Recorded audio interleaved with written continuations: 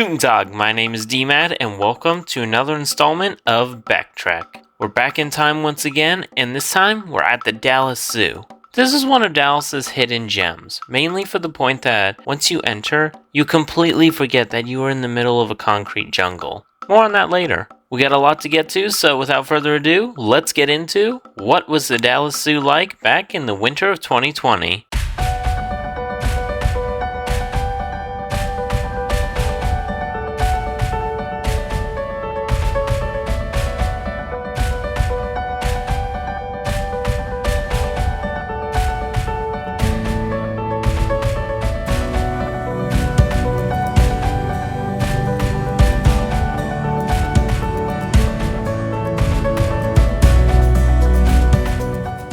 When you first enter the zoo, you are greeted by a very detailed lemur habitat, a theme we'll see more on this video. After crossing a bridge, and getting lost for a moment, we saw their massive American bird habitat, home to flamingos, ducks, storks, and screamers.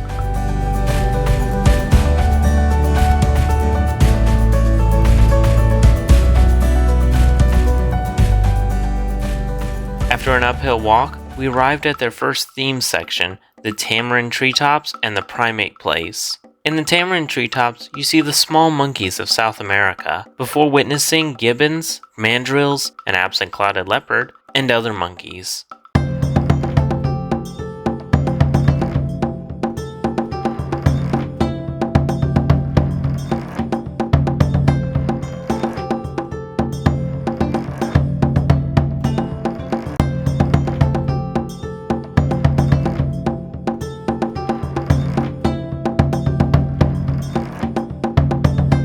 Once you finish with the monkeys and ape, you come to their Asian section. By now, you are enthralled in a bamboo forest. Below the boardwalk, you come to see white-naped cranes before going into their main viewing for the Sumatran tiger.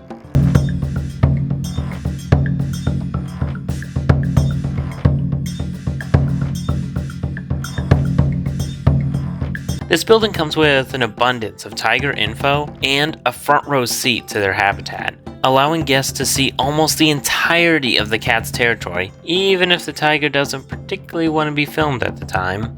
The final Asian animal in this section can be found at their Otter Falls outpost, where you get land, underwater, and den viewing of their Asian small-clawed otters, who decided to take the day off.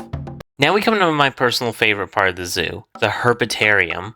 Maybe because it was the first reptile and amphibian dedicated building I'd ever been to, but this structure awestruck me with its design and collection. When you enter, things look pretty basic, but after seeing their Chinese alligator, you take the entrance to the right where you come to a large turtle and false gharial enclosure. The design of this room alone feels like it belongs in an Asian themed section part of the zoo.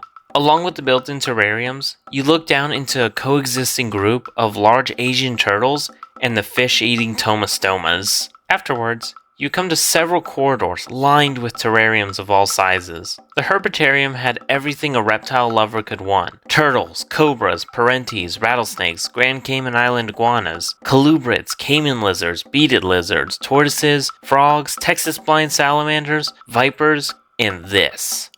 If you are a herp lover, you'll already know what this is. For those who are wondering what's so great about some lizard, you're not just wrong, you're misinformed. This is no lizard, but the tuatara. This species is the last of a once widespread order that existed during the time of the dinosaurs, now only found in New Zealand, and in the US only found in 4 zoos.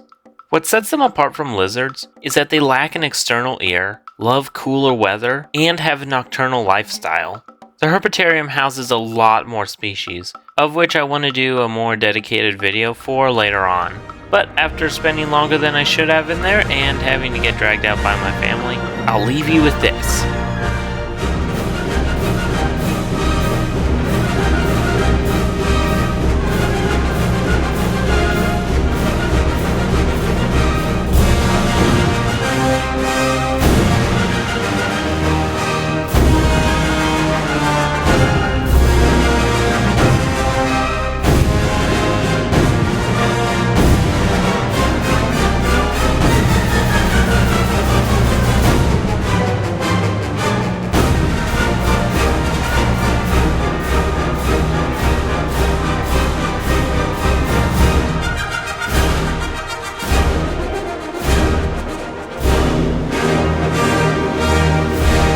Due to the cooler weather, being December and all, the Dallas Zoo didn't showcase their outdoor blue iguanas or Galapagos tortoises. I did, however, get to see their giant anteater and capybara, who unfortunately passed away last February. Further along, you come to their Wings of Wonder, housing birds primarily from South America, but they also do have some Rubens griffin vultures.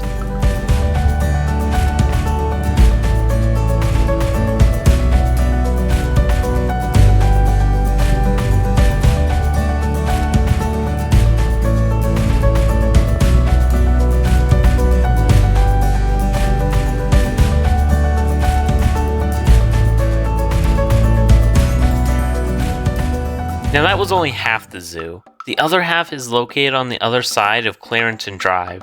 To access it, you need to take the tunnel. Accompanied by color-changing lights, music, and, at the time, murals of endangered species from the photo arc, this part changes the atmosphere of the zoo and makes it feel like you are going through a sci-fi wormhole. At the end of this tunnel, you are transported to the continent of Africa, still making it look like you aren't surrounded by a city.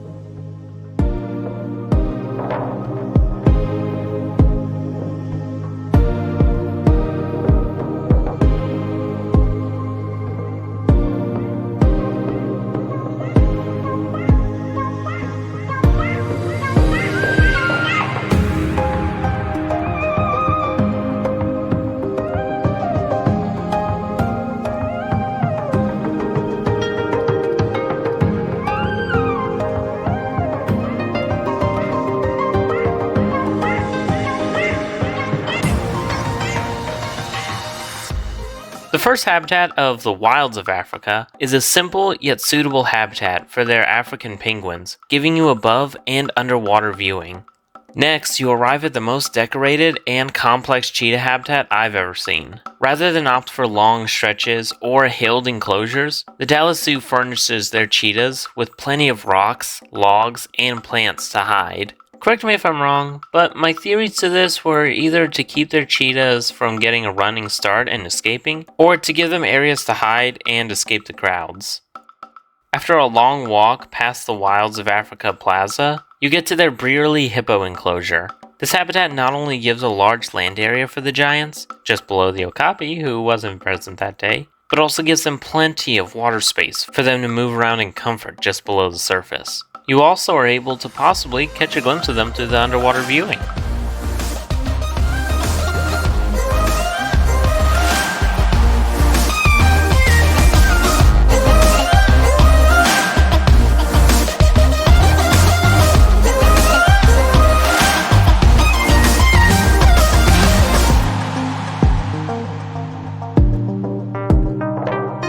As you walk up the hill, you see marabou storks and lappet-faced vultures, before coming to the rocky outcrop of the Koppie. This part features commonly kept meerkats and klipspringers, including this one who is just staring at me, judging me. Once you exit the Koppie, and keeping with the theme of decorated habitats, you come to the chimpanzee forest. Open air and decorated with plants, trees, and climbing structures, one would be forgiven for questioning how the apes can't easily escape.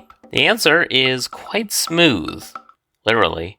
Those green walls in the back are too tall for them to jump over and don't have anything for them to grip onto. The trench is too wide or deep for them to breach, and the stone is also smooth and can't be gripped either. Well, maybe they could climb out using the trees. The habitat is in a more forested area. The zoo spaces the trees away from other trees in the wall, and the chimps are too bulky to make a wide enough jump. Also, something I didn't notice until reviewing the footage is that just for insurance, the zoo lines the top of the walls with electric wire. Finally, last I checked, chimps don't have suction cups to climb up glass. Why don't they just fly out?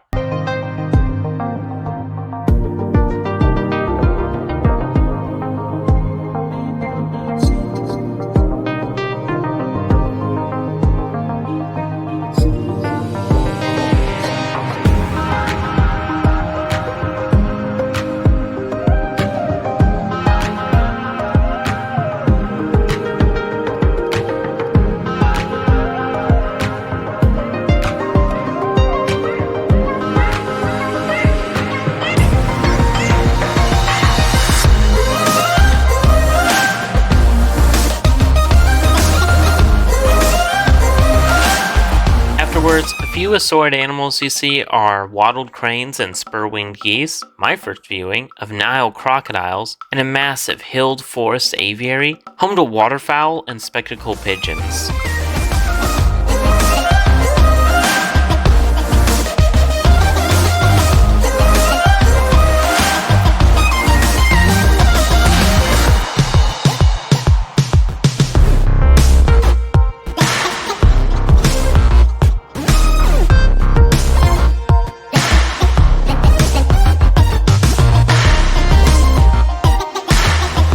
The final part of the wilds of Africa is the gorilla trail. The Dallas Zoo has two troops on exhibit, one bachelor and one breeding family group. Both can be seen, and see each other, in the Gorilla Research Station, which was unfortunately closed at the time of visit due to COVID. Something funny, in hindsight, was when one of the males ran up to the glass viewing, banged it with the side of their hand, and just kept running before turning around with the smug face of, "Made you jump, didn't I?"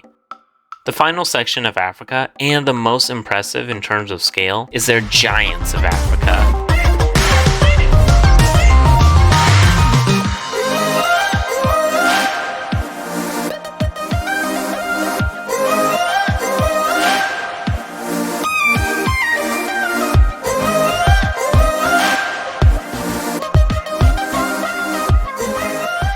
You'd think that a zoo surrounded by a massive urban environment wouldn't have the room to house elephants on top of everything I just mentioned. But the Dallas Zoo has two habitats, cleverly divided by a fake mud wall, one for their herd, and a beachfront rotational habitat for their males.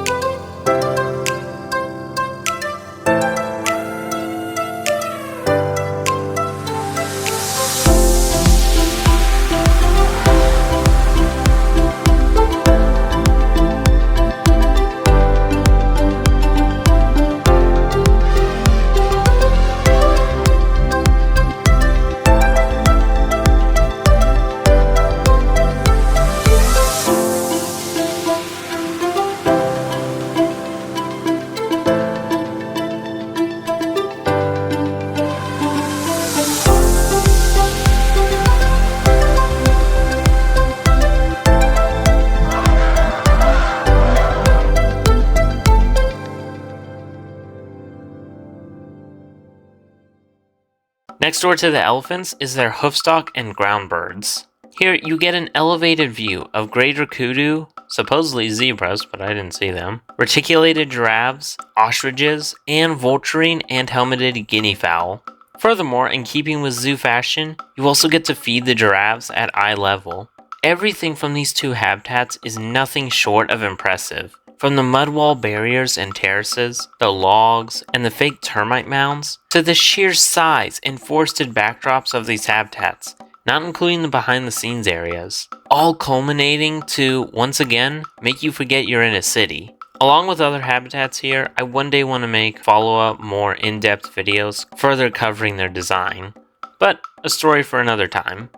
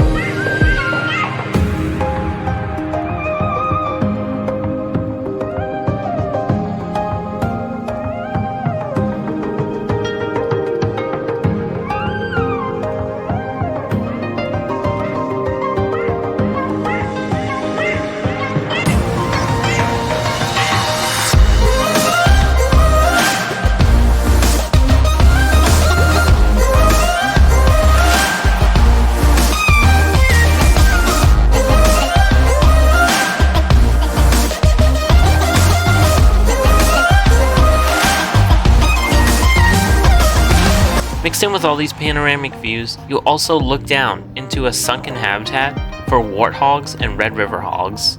The last part of this masterpiece are their carnivores. You not only get to see a pack of painted dogs, but also this.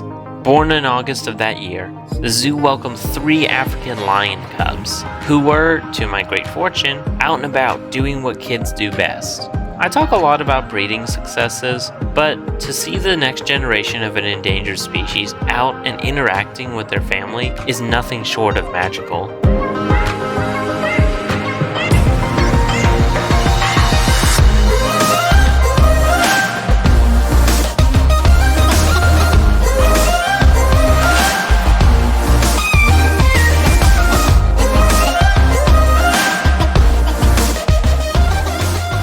After that banger, we went through the wormhole once again and finished out our day the only way we could, by going to the gift shop. I personally got a shirt and a painting by a well-known artist. But with that, I think we're done here. I'll finish this off with saying that, unlike a few of my other previous videos, I actually visited the zoo about a year later. But that's a story for another time. Also, like I said, this is only one of Dallas's hidden gems. The other one? Well, you may know if you've seen my Beckwatch entry videos, but we'll cover that next time. I hope you all enjoyed this video and will consider liking and subscribing to the channel, and following us on our other platforms. LinkTree in the description below. And share this video out to anyone who likes the Dallas Zoo, hidden gems, African animals, or just zoos and animals in general. I thank you all for watching, and remember, always be prepared, do good daily, and love nature, for your life is a canvas and you have the brush. Auf Wiedersehen!